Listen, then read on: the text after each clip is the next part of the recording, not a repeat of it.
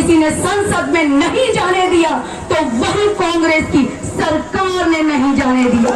और सभी भारतीय जनता पार्टी और एनडीए घटक के सभी गठबंधन के लोग यहाँ उपस्थित हैं और हम यहाँ आए हुए हैं विशाल प्रशांत जी के लिए, आप सभी का समर्थन मांगने के लिए।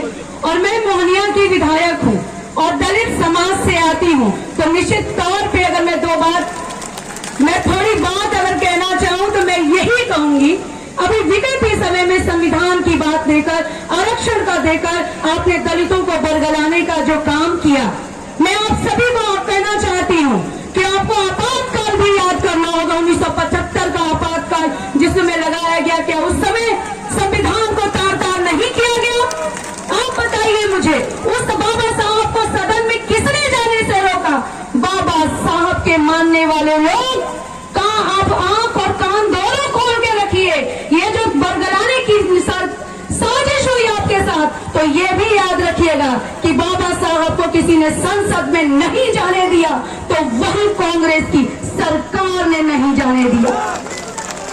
और आपको पिछड़ों के अधिकारों की हम बात करना चाहेंगे तो याद होगा 1953 की काका कालेलकर की रिपोर्ट किसकी साजिश से पास नहीं होने दिया गया।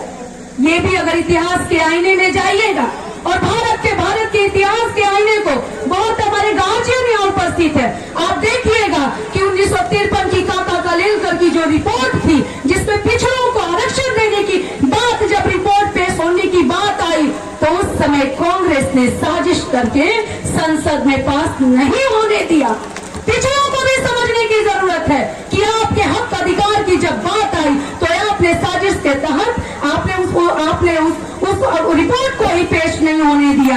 और एक बात जरूर कहूंगी कि बहुत कर्पूरी ठाकुर जी की बात होती, पिछड़ों के बाबा कर्पूरी ठाकुर के नाम पर बहुत राजनीति करते हैं, लेकिन कर्पूरी ठाकुर जी को जब सम्मान देने की बात आई तो आपने क्यों नहीं सम्मान दिया? और सम्मान, हम धन्य हैं, हम शुक्रगुजार हैं, बिहार की जनता सुदृढ़ है माननीय प्रधानमंत्री श्री नरेंद्र मोदी जी का, जिन्होंने भारत रत्न देकर कर्पूरी ठाकुर जी का सम्मान दिया।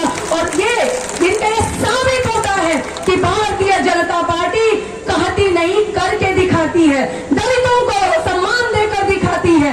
ये जरूर मैं आप सभी से आह्वान करना चाहती हूँ कि संविधान आरक्षण के बरगलाने में नहीं आइएगा। ना संविधान खतरे में है, ना आरक्षण खतरे में है। जिस दिन आप दलित समाज जग गया उस दिन इनकी दुकान खतरे में है, बस इसीलिए ये डरे हुए हैं। इसलिए हम आह्वान करना चाहते हैं कि भारी से भारी मतों से विशाल प्रशांत जी को भारी मतों से कमल छाप पर वोट दिलाइए।